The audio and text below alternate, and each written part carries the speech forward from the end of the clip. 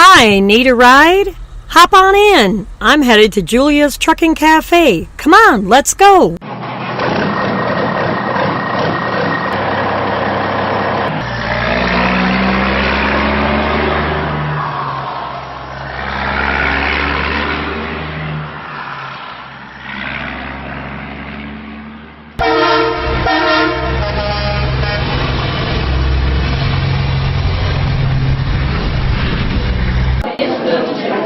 Cool, we made it just in time. Come on, let's go get a seat.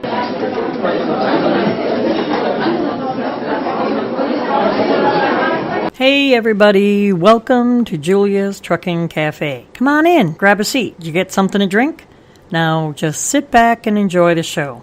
I have lots of news to get to, so let's get right to it. This week, in Lee's Bullshed, we'll be discussing lease purchase programs. That's going to be later on in the program, so you'll want to stick around for that. But first, let's get to the news. A truck driver is arrested at a rest area after feds make a $150 million opioid bust. Federal authorities arrested two men after they discovered a massive amount of heroin and fentanyl in a tractor trailer at a New Jersey rest area. 48-year-old California-based truck driver Luis Aponte and 29-year-old Pennsylvania resident Denny Diaz were both arrested and charged with a single count of conspiracy to possess with intent to distribute 400 grams or more of fentanyl last week. And this article was posted wrote on the 5th of March. This is according to a news release from the U.S. Attorney's Office. Authorities say that Aponte drove his truck to a rest area in Bloomsbury, New Jersey,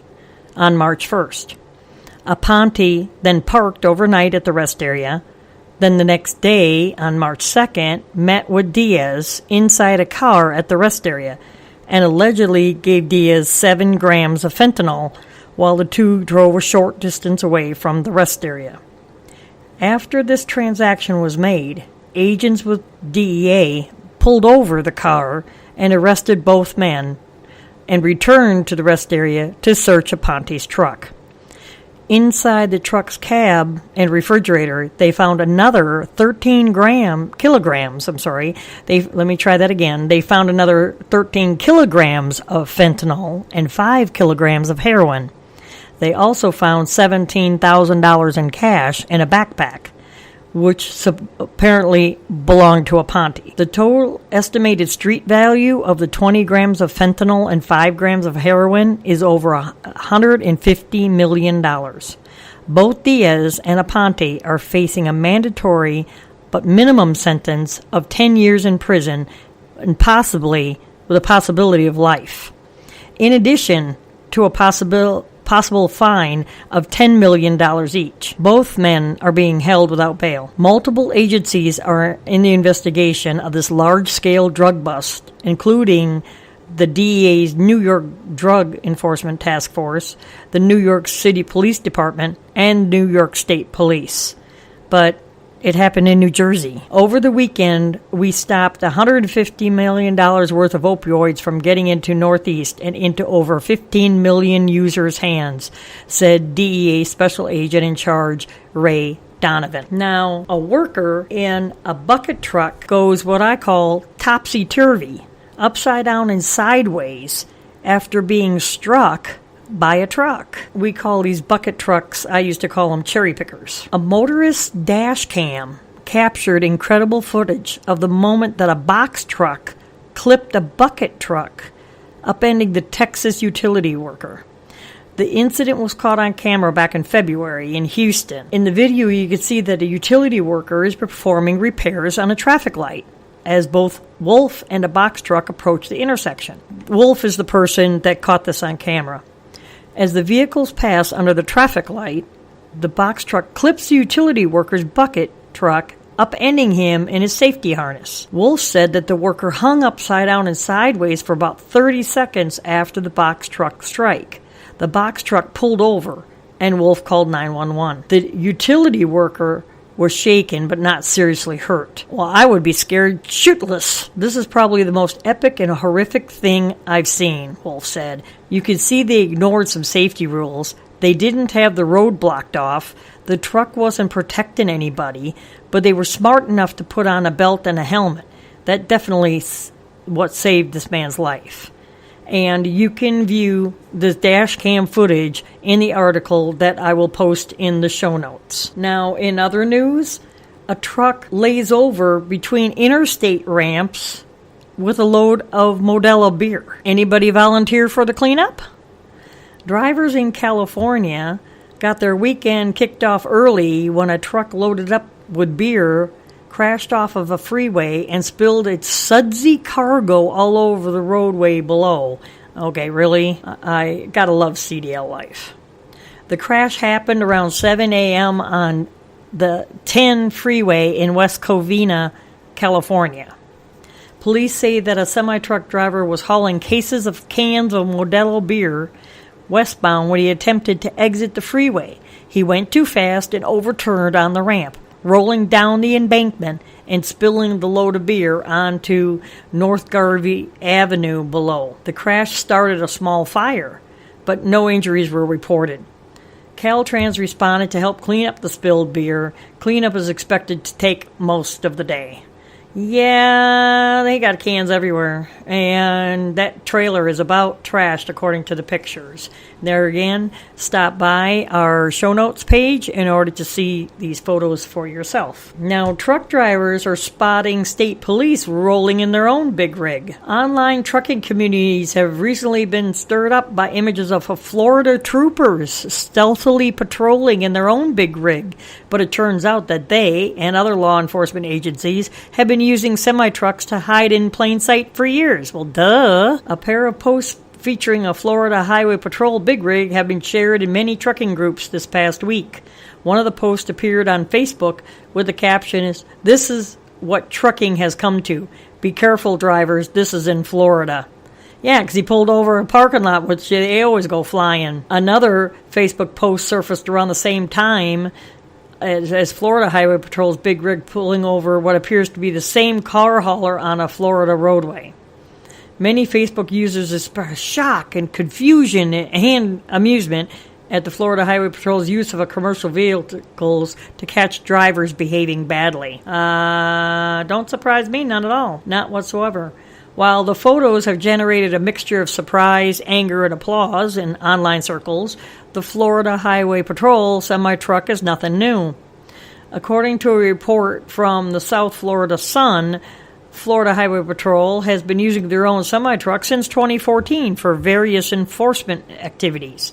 Typically, the trooper inside the truck acts as a spotter who contacts other officers and cruisers once he spots a driver who's speeding or texting or engaged in some other form of violation so that they can perform a traffic stop. The Florida Highway Patrol Big Rig has often been used as an enforcement tool during the agency's statewide ticketing aggressive cars and trucks, or TACT, safety blitzes. Florida Highway Patrol Sergeant Christopher Galanti said, "Believe it or not, people will pass this truck, although it is marked as one of our units. It's amazing what people do around tractor trailers." Yeah, think? Y'all first getting, a glimpse of this now? Shoot, come ride with me. I've been knowing this for years. And Florida isn't the only state where troopers patrol in their own semi-trucks. The Tennessee State Patrol has their own custom Peterbilt for several years. They use it both as an education tool and in their enforcement efforts. And many state police agencies that don't have their own custom truck have been known to borrow one for trooper in a truck enforcement efforts. Yeah, we'll just give it right back when we're done. Oh, and let's do a DOT inspection on it first, though. CDL Life has reached out to Florida Highway Patrol for comment on their use of semi-trucks, and I will update the show if Florida ever responds to their request. And in other news, lawmakers want to put underride guards on the side and the front of your truck. A pair of lawmakers have reintroduced legislation that would force drivers to have both side and front underride guards on their trucks. I'll talk eventually. The bill, called the Stop Under Rides Act, or S665, was introduced by U.S. Senators Kirsten Gillibrand and Marco Rubio on March 5th. The bill would update current truck safety standards that only require rear underride guards to include side and front underride guards as well. The law would also ensure that annual inspections for all large trucks includes underride guards as part of the inspection and would require the Department of Transportation to review underride standards every 5 years to evaluate the need for changes in response to advancements in technology. Gillibrand says that the new underride guards are necessary because even low-speed crashes with tractor-trailers can cause car drivers to suffer severe head and neck injuries, including decapitation. How about instead of doing underride guards, Gillibrand and Rubio, how about if we pass a law that all cars have to have hands-free devices, wireless headset, or mandatory hands-free phone hookups in their cars? But no, there's no mandatory law about that. No, let's not do that. Gillibrand and Rubio attempted to pass through similar legislation back in December of 2017, but were ultimately unsuccessful. So they're just introducing this, trying to get this passed. It hasn't been passed yet, so no, don't everybody have a heart attack. The current bill has been referred to the Committee on Commerce, Science, and Transportation. Quote, Congress has the ability to make simple and common sense changes that would save lives on the roads. Truck underride guards are one of the best and easiest solutions for protecting passengers and preventing them from being killed when a car collides with a truck. I'm proud to introduce the Stop Under Rides Act to protect passengers and help keep our roads safer, and I urge all of my colleagues to join us in supporting this bipartisan bill, Gillibrand said, end quote. Trucking groups like OOIDA oppose the Stop Under Rides Act and say that it intentionally disregards reality and ignores the safety, economic, and operational concerns. OOIDA has also argued that side and front underride guards will cost tens of billions of dollars and would be too costly to be practical. This episode of Julia's Trucking Cafe is brought to you by Julia's Virtual Assistant Service. Have you ever thought about hiring a virtual assistant? Do you even know what a virtual assistant is? Well, may I suggest you contact Julia's Virtual Assistant Service to find out how they can help you and your business. Do you have things that you hate doing? Are you an owner-operator and have receipts that you have to turn in to your accountant before tax time? Well, hand them over to Julia's Virtual Assistant Service and concentrate on the things that you enjoy doing. From basic web design, social media marketing, bookkeeping to transcription, Julia's Virtual Assistant Service can help you and your business with the things that you hate doing. Any task that you have, hand it over to them. You can contact Julia's Virtual Assistant Service today by visiting their website at juliasvaservice.com. That's Julia's, V as in Victor, A as in Apple, service.com, juliasvaservice.com for economical pricing and quick turnaround times. And if you happen to have a task that they don't have listed, hey, please shoot them an email and they'll get back with you within a certain amount of time. Now let's get back to the news. A driver flees the scene of an accident after getting a truck stuck under the bridge. Authorities are trying to locate the driver who, yeah, good luck with that one, who say they fled the scene after getting his truck wedged underneath a bridge in Indiana. The incident happened on Sunday, March 10th in downtown Fort Wayne. The bridge is marked 11-8. Authorities say that an unnamed semi-truck driver was hauling a load of onions southbound on Fairfield Avenue when he apparently ignored the 11-foot 8-inch low clearance signs and attempted to pass underneath the railroad bridge, causing heavy damage to the trailer and leaving the truck stuck. When police arrived, the driver had left the scene, and he still hasn't been located. It took crews an hour and a half to remove the stuck truck from underneath the bridge. The incident remains under investigation, and it isn't yet clear whether the truck driver will face charges. Local business owner Marcos Espinoza said that it's common for trucks to hit the bridge. No one seems to really want to read the signs. It's marked in 3 places coming down Fairfield. It just takes time to clean up, and it's a pain in the butt to deal with, honestly, he said. You can see the images in the article below of how much damage, and these pictures will also be on my page of stupid shit that drivers do. Ooh, did I say that? And troopers hand out hundreds of tickets during a commercial vehicle enforcement. In other news, there again, Washington State's cracking down, y'all. Washington State Patrol's Commercial Vehicle Division says that they issued well over 200 citations during a recent targeted patrol on a 10-mile stretch of busy interstate. The enforcement blitz began on February 25th in the Tacoma, Washington area. Troopers patrolled both directions of I-5 between Highway 512 and Highway 18 to try to catch truckers and motorists driving dangerously. Ongoing construction on this stretch of interstate has narrowed lanes, state police say, making it more important than ever for drivers to follow traffic laws. In addition to ground patrols, troopers also used helicopters and aircraft to monitor drivers. On March 6, Trooper Jana Baptiste released the results from their enforcement effort. They are as follows. A total of 458 vehicle drivers were contacted. Of those vehicles, 242 were commercial, and 254 citations were issued.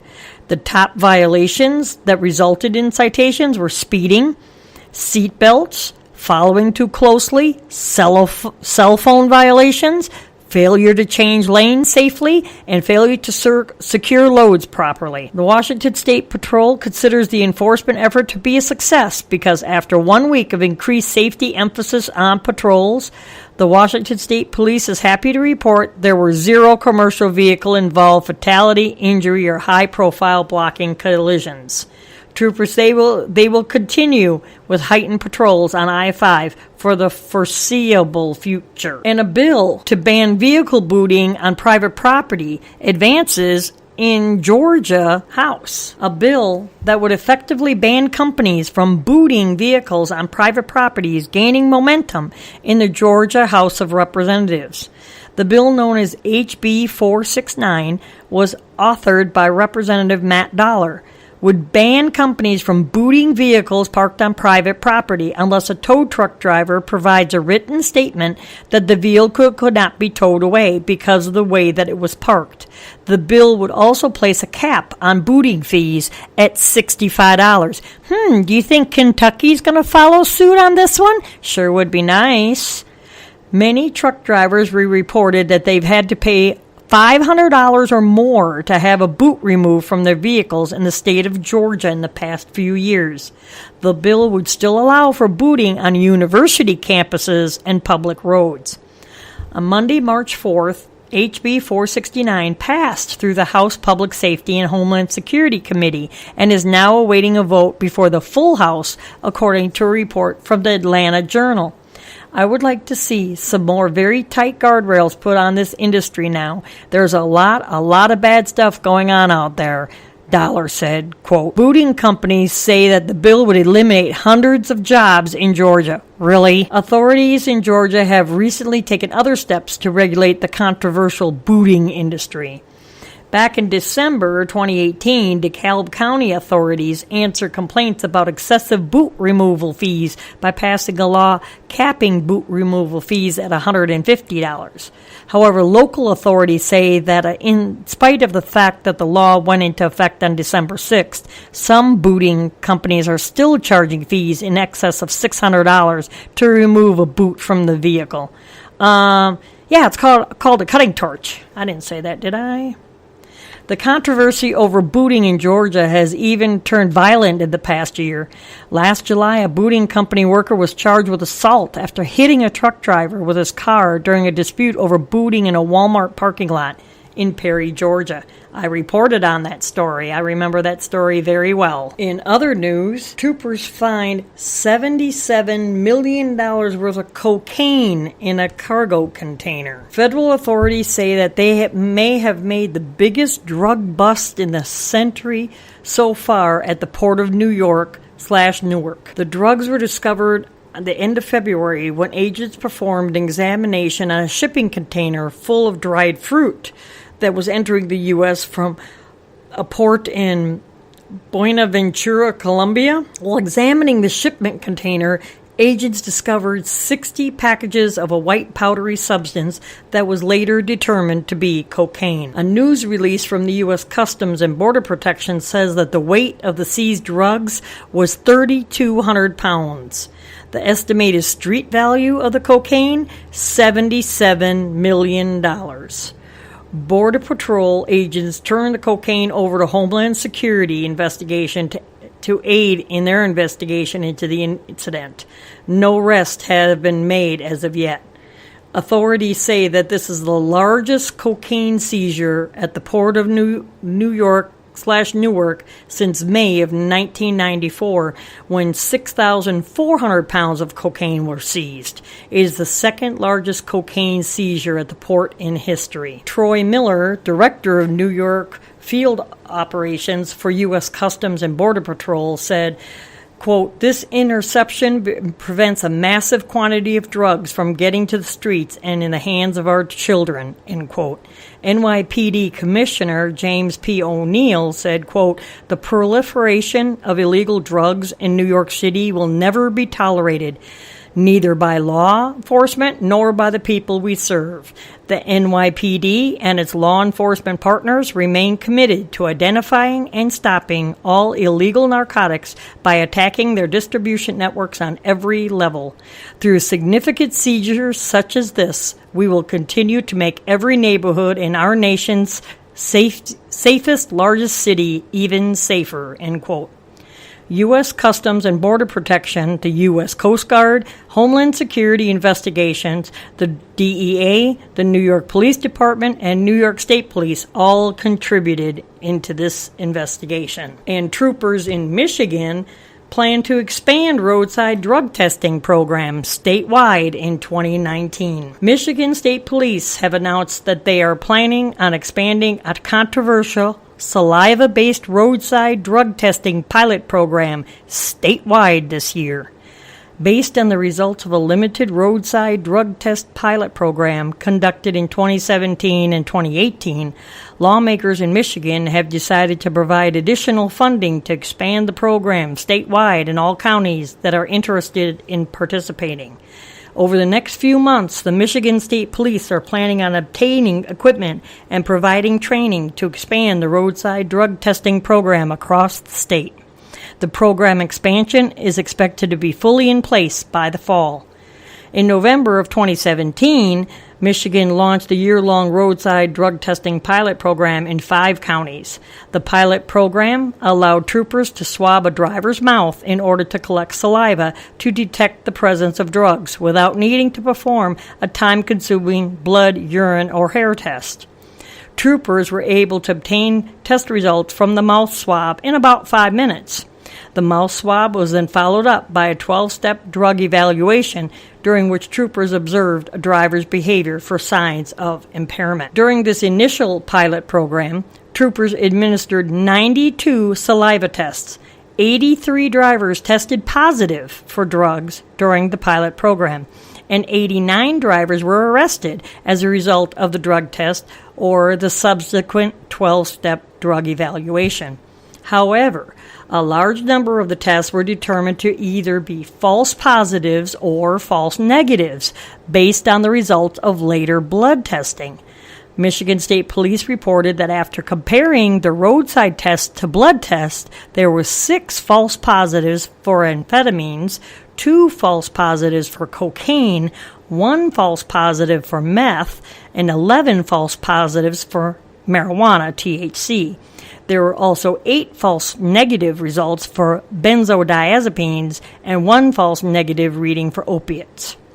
Grand Rapids-based criminal defense attorney Ed Sternisha opposes the roadside drug testing program because of the risks of the false positive results.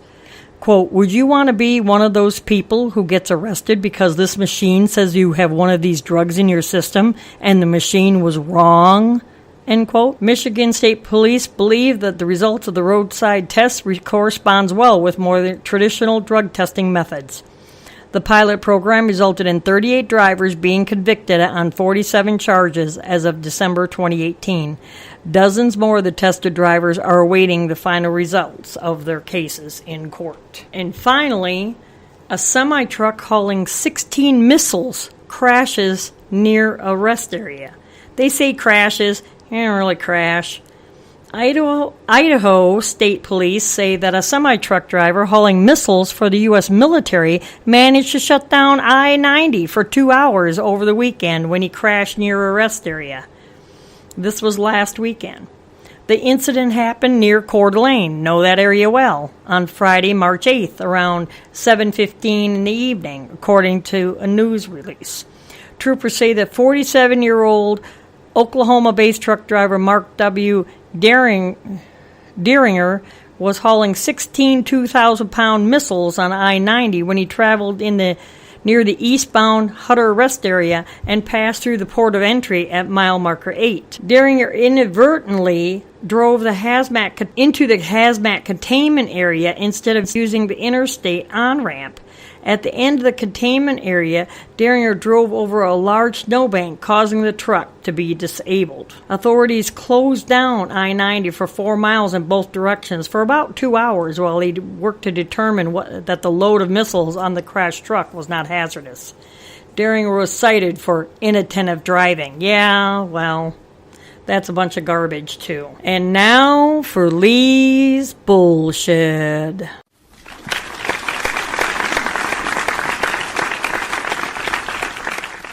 Lease purchase sounds great, especially for someone with poor credit and doesn't have the ability to save up a down payment to purchase a truck. But for those types of people who always wanted to own their own truck, you need to know the truth about lease purchase from someone who has done it 4 different times. Vehicles are usually very used with high mileage on them. The choice of vehicles are very limited. There's no warranty on the vehicles or a very limited warranty, which means the repairs are either out of your maintenance account or out of your settlement. What do you think about that, Lee? Well, I tell you, I've heard a lot of stories about it. I've had people approach me about doing it. In my personal opinion, a lot of that, I'm not speaking for everybody, that I've heard about, it ought to be against the law. Simple fact. They're doing nothing but ripping these people off, putting them in the poorhouse by owning your own truck. You lease a truck that got 300, 400, 500,000 miles on it. Why do you think the company is getting rid of that truck? It's fixing to start having problems. Everybody knows that. They're charging drivers $500 plus a week for these trucks, and they got to pay everything. But here's what's sad. The company is making more money by not doing nothing than you are, just as much money, and you're running. But, oh, wait a minute. You got to buy fuel. You got to pay for insurance. You got to do this. You got to do that. So who's making the money, people? Who? The trucking company. And not only having to pay for the maintenance, but you work for a company that runs a refrigerated trailer, you have to pay for the trailer fuel for the reefer motor as well as the tractor fuel. And it's not your truck until it's fully paid for. You're making payments, like you said, on the owner's truck. On most lease purchase agreements, the driver will never own the truck. Oh, no, there's no way. There's no way. Because I've heard this one guy, man, I made all this money this week. You know, then next week, Papa Clutch went out in his truck. Well, how much money did you make now? Oh, I probably won't get a check for a couple of weeks. Exactly. So what is this, you know? And basically, you know this and I know this. The way this started, here the trucking company's got, let's just take a number, 3,000 trucks, okay? Or 2,000. And, okay, they're wore out, and they're going to go down to Freightliner or Peterbilt and say, hey, we've got 2,000 or 3,000 trucks we want to trade in. You know, yeah, right. They're going to laugh at them. You know, they're going to laugh at them. So they cook this up. It's not regulated.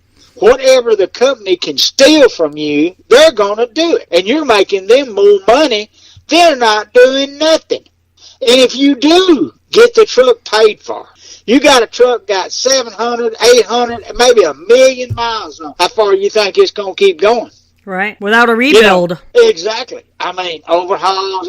I mean, what do you have paid for? Nothing. Yep. Something's fixing to fall apart. A lot of them trunks are falling apart. As soon as you get it, the problems start, and I don't see it. I mean, I've heard a lot of them tell me, well, I made this much money. I make more money driving a company truck, well, a lot more money than they're doing on a lease deal. But these companies are using that and starving a lot of these guys and say, hey, you can make more money doing a lease deal. And the people are desperate for money. They don't know no better, or just what the company tells them, and then they get into it, I made the wrong decision. Right. Well, I've been hearing horror stories of drivers getting the truck halfway or 3/4 of the way paid off, and then all of a sudden their miles start getting cut so that they're starving them out. Exactly. Now think about it. Say that you was an owner-op and I'm a company person. Say we're in the same town. They got 2 loads sitting there. One of them weighs 27,000. The other one weighs 45,000. Who do you think is going to get the 45,000 pound load? Yeah, probably the owner-operator. You know he's going to get it. I mean, that's because the company going to save money on fuel and everything else. And it's just a very, very. I'm not saying all companies are like this, but the ones that I've heard about, the people ought to be in jail for being able to do this to people because it's not right. The experiences that I talk about is 4 different companies nationwide. And something else that they love to do is if most companies will make you take the loads that they give you. They don't give you a choice of where you would like to go or how many miles a load is if you're getting paid mileage or if you're getting paid percentage, what the revenue of the load pays. They're like, this is what we have, either take it or sit. And if you don't like the load and you turn it down, there's a possibility that you're going to go down to the bottom of the list. Your DM is going to get pissed off that you're turning down freight, and you'll be the last one in that area to get loaded. You ain't got control over nothing. No, you don't. And how do you know what it pays? You don't. Yeah. You got to take their word for it. Now, if they're ripping you off all of these other ways, do you think they're honestly going to tell you what the load really pays? Yeah. No. It ain't going to happen. Yeah. I mean, I was an owner-operator for 29 years. I run in my day. I pull cows and I pull a reefer. I had my own trailers. Everything else, I just get burned out on hauling cows sometimes. And I'd hook up. I'd start running East Coast, West Coast, hauling, everything. You know what I mean? Hauling produce and everything like that. But then I went through brokers. And the broker back then, this is what the load pays. So I know what some of these loads pay. And I know good and well a lot of these people are saying, okay, well, we're going to let you be a lease and we're going to pay you $1 a mile. Yeah. Okay. Now you think about it. Take your fuel out of that $1 a mile and see how much money you're making. Yeah. Then take all of your expenses and your truck payment out of that $1 a mile. So what are you making? Nothing. And plus, you're booting them $400-500 or more a week for their truck, which has been paid for forever. When it got its miles on, that truck's paid for. So you just bought the company a new truck. Even if you do make it where do they go, 5 years now or something like that? You just paid for their brand new truck for somebody else to drive. Yeah. And, so it's just. And then you have companies out there that micromanage your maintenance account. That's your money that they withheld out of your check for it. For example, like Dispatch is asking you what the tread depth is. I've ran into that before of the tires. Not letting you put on the tires that you want because they're too damn expensive. Or to tell you don't need tires, you just got tires put on. How the hell does Dispatch know what's going on with that truck? They're sitting in their cushy little office. And the computer told them. Oh, yeah, there you go. That's always a good one. And then you got other companies that require a full security deposit paid in full first before even starting to build up your maintenance account. After you get the security deposit paid up, then it starts reverting into your maintenance account. Well, if the truck breaks down before you have that money built up in your maintenance account, guess where it comes from? Out of your settlement. And it's not taken out in payments. It's taken out one lump sum. And if you're in the negative that week, you're going to keep being in the negative at every other paycheck on down the line till you get it paid off. Because they take the whole damn check out. That's what I was running into.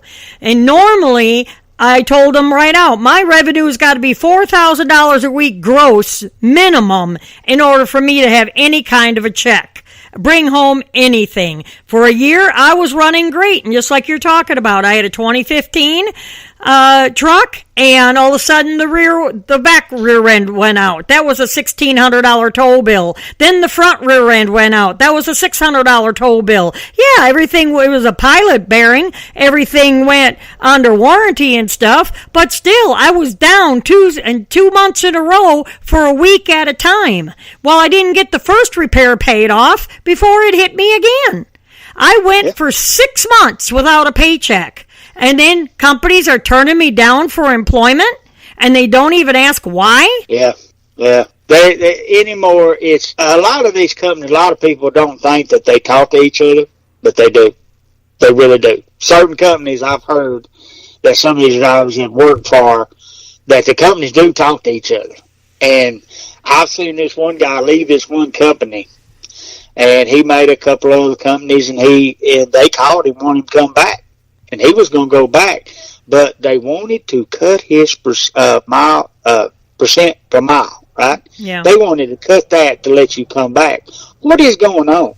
You know, this is just plumb ridiculous. You go down, and I've never did one, but you go lease a new car.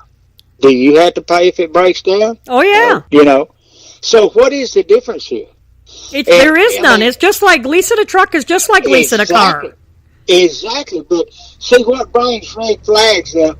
Okay, now we need to get this account started for when you break down. See, they're telling you, hey, look, that truck we need to get you some money up because we ain't going to spend no money on it. Yeah, you're going to do it. But anytime they go talking, oh, well, anyway, why don't you put a little money down on it too where you at? Good Lord, how much more do they want, blood?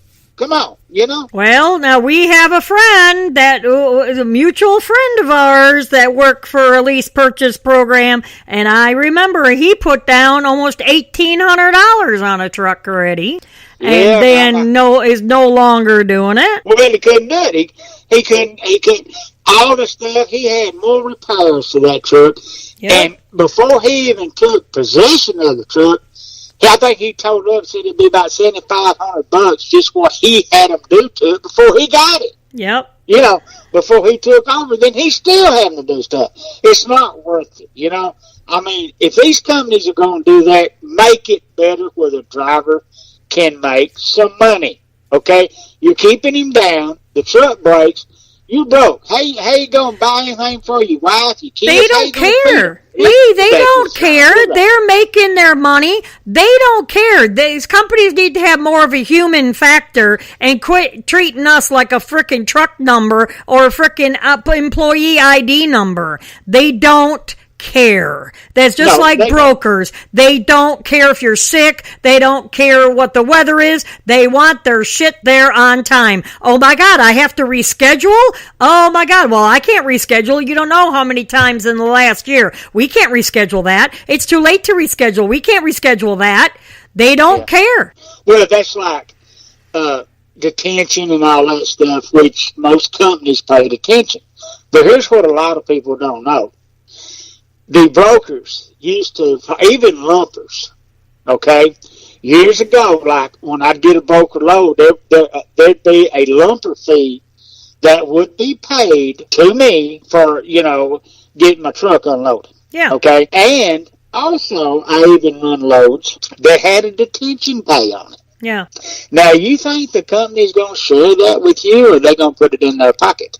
Well, what happened was with I got paid the lumper fee and didn't have no argument with that. But detention, they don't pay detention. They don't pay detention. I said, that's a bold-faced lie because I know the contract that you all signed with this certain shipper. Yes, it is worked in. Detention time is worked in there. So you can't tell me otherwise. So, yeah, they didn't like that shit. Well, so basically, that costed you miles, costed you money. Costed me another load. Exactly. So, and they put it in their pocket. So, what's right? They need to change this stuff around. It needs to be more open on what the trips are paying, where they have to show you by law And they need to change some of this doggone stuff with the breakdowns and all this crap. Don't do that to people, because it's just a losing situation. Now, me, I always bought my trucks new. I always did. I had the money, so I did it.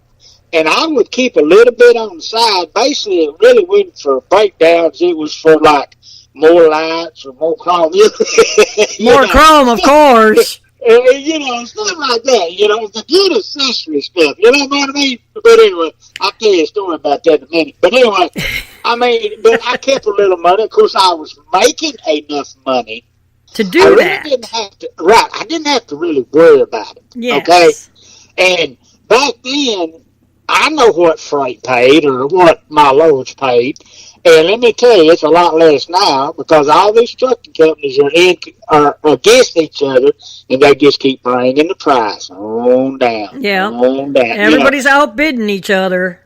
I remember, I'm not going to mention the company, but I got burned out, and I was pulling my reefer for a while, and I think I was in Ohio or somewhere. And I know you remember this. Some of y'all listening might remember this. Used to, like in the phone rooms and the little drivers there, they had TVs, had broker loads on them. Yep, load boards. Yeah, right. And there was a couple of us owner-operators sitting in there just talking, watching the boards, trying to get us load. And this one company come up there, and this is what it said across the board. We'll haul anything from this time to this time for 50 cents a mile. Yep. And then them guys looked at this, he said, man, I can't even afford to crank my truck for that. I said, I can't either. Yep. But that's another way of driving owner-operators and everything out. It's what it's intended to do. And the railroad, and their intermodal and all this gobbledygook. You see the trains now, nothing but J.B. Hunt, Schneider, Martin, KLM, and they're sitting on a railroad. Do they stop and fuel? And they're reefer trailers. Do they stop and fuel them reefer trailers up? Do they check on them? What the hey? Ever since I've been in trucking, and I've been in it for over 35 years, and I've always heard my whole life that eventually there's only going to be 2 trucking companies left in the United States, and the railroad's going to own both of them. Yep. I've heard that saying. You probably have to. I've heard that saying my whole career. Driving truck. Everything's going to go intermodal, and all trucks are going to be used for is taking it from the rail yard and delivering it to the customer. That's what I've been hearing. I do know I've heard that it's a lot cheaper. The railroad can haul it cheaper than we can pull it. Yes, they can, but it's on the damn railroad for a week, 2 weeks at a time. Yeah. So if you ain't no hurry to get your shit, and everything now is that we have, don't you find that it's expedited? Gotta go, gotta be there overnight. It's 800 miles overnight. Gotta go. That's it. Well, that's kind of, think about it. A lot of you, like used to do years ago, from the East Coast to West Coast to East Coast pools. All that's nearly gone. Yeah. It's all on the damn railroad. So now I feel like tattooing FedEx out across my damn forehead. Well, anyway, but I'm going to tell you a story here, okay? All right. Go ahead. Bought me a new truck, and I discussed it with the wife when I was married at that time. I'm not married no more, but anyway. That's another day. But anyway, we got a few things over, and I had a run going out to California, right? And we coming down through there, and she didn't think I needed a jailbreak. And I've kind of felt guilty about this all these years, so we started running down some of them mountains. And I started kind of adding things on, and, and stuff like that. She said, next place we come to, you get one of them things, I think we really need to get one. Right? I did. I added it on, but hey, I wanted a jank, man. I got to listen to something pop, Well, and speaking of adding chrome on and everything, you got to tell me, since you used to be an owner-operator, what the is it with these big-ass 12-foot frickin' shifters that you have to be sitting on damn near the ceiling in order to shift this shit? You know, and the guys are sitting on the floor, and what do? They don't grab it up on the handle that's way the hell above their heads. They grab it down in the frickin' middle where the handle used to be. What the hell's up with that? Okay, remember when you was growing up, you had to look cool? Didn't matter. No. I grew up on a dairy farm. There's nothing about looking cool. That was not in my day. That's what it's all about. You boys had to look cool. You got to look cool. That's all there is to it. That's part of it. You got to look cool. I use the right vernacular. You boys have to look cool. That's all there is to it. Us chicks don't worry about that. Maybe it's a guy thing, you know what I mean? Apparently, good Lord. You gotta look good doing it, you know, whether you're good at it or not. Oh, and I suppose, and then I get these log haulers running past my house with straight pipes on and a freaking Jake break from hell at 2 o'clock in the morning. You're going out in the fucking woods, people, excuse my language. You're going out in the freaking woods, okay? You don't need straight pipes. You don't need a big-ass, loud-ass freaking Jake break to freaking go in the woods to go pick up a damn load of logs to take it up to the damn paper mill. Don't tell me you gotta look cool. It's the rumble. Don't you get it? The guys like to hear the rumble. Hey. Apparently, and this is going to be maybe an X-rated doggone radio, the 30-minute of the radio show this week, but apparently they're lacking somewhere else in order to need 8-inch straight pipes and freaking a loud-ass Jake break. That's all I can say. Well, like I said, my generation is the one that made them little signs happen. Says no Jake breaks. So, right? I mean, and only what is it? DOT approved, or now it's engine compression brakes. It has to be manufacturer's engine compression brake. Right. Some of them signs, it says Jake brakes a lot across different towns and stuff like that, but then I run into a few that says compression brake. No, aftermarket compression brakes. Well, that's the thing with like the big radio. You got to have a big radio. Oh, brother, here we go. And I tell you, I was going through a little town one time. A buddy of mine lived in that town. And this was back before cell phones. He lived in a duplex or something. It was a pretty good piece off the road that went, through the town. And I got to the house and he called. I said, how'd you know I was here? He said, I heard you come through town. Right? Not only the damn 8-inch stacks and the Jake brake, but hell, he could hear your mouth all the way across the 3 counties. Yeah. Let me tell you something. State of Missouri cost me $850 for doing that one time. No. I got this buddy, me and him, we grew up together. And we saw a lot of cattle. And every once in a while, we'd be running together. Of course, we'd be about halfway racing and everything else, trying to see who was the baddest. And that boy right there got most to Missouri with tickets. He wasn't even allowed to go through Missouri for over a year. He had to go around. He had to go around the whole state. Wow. And they told him, we catch you in this state. Your ass is ours. Yeah, exactly. Okay, we need to get back to what we're talking about here. We got to kind of digressed a little bit. I can almost the good old days. Some people might like to hear them stories, and other people just going to smile and say, hey, I remember that when all that was going on, So, right. Hey, well, that's what you do when you get older. You think back what happened when you was younger, and that's all you got. Boy, we miss the good old days, don't we? The good old days. All right, Lee, I know you're a busy guy, and it's time for you to go night-night right about now, so you take care, and I appreciate you showing back up on the show again. Hey, anytime. Everybody out there be safe, and take care. God bless you, and hope you listen to us again sometime, because I'm full of it, you know what I mean. Anyway, so, bye.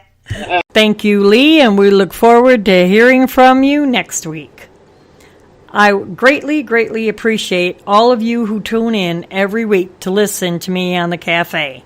If you are new here to the cafe, you'd like to check us out, At the bottom of every podcast episode on the website at juliastruckercafe.com, I have links that I have listed where you could find me on other podcast directories like iHeartRadio, YouTube, iTunes, and many more.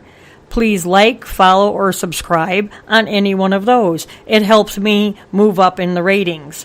Don't forget to like us on Facebook. We're also on Twitter. And join our discussion group at Julia's Trucker Cafe Regulars. On our website, I share recipes under the cafe menu. I have cooking in your truck, and especially a neat page for you guys out there of stupid things that drivers do. Videos, pictures, and much more. Please subscribe to our email list, where I will send you the show notes right into your inbox. This way, you don't have to always come back to the website if you want to access the articles that I talk about in each program. But I'm glad that you do. And in the future, I'll be having new things coming out, and if you're on the email list, you will have priority in getting those new things that are in the works. And before I forget, please feel free to leave a comment, either on the bottom of each podcast, Twitter, or on Facebook. I greatly appreciate each comment, and I read each and every one. If you have an idea for an upcoming show, you can email me. My email is on the contact page of the website. I would really like some feedback. How do you like the show? Is it interesting? What could I do different? I'm always looking for different things to make the show a little bit more interesting so my audience can build and you guys will keep coming back. I greatly appreciate each and every one of you listening to me each week. And sometimes it gets trying, and sometimes I have a bunch of stuff going on in my personal life, but I really try hard to get an episode out to you each and every week. It may not always be on time, but I try to get it out at least, before the middle of the week. So y'all take care. Keep the shiny side up. Don't forget to use your headlights when you're using your wipers in adverse conditions and adverse weather. Increase your following distance, and please use your turn signals. Take care and have a good week.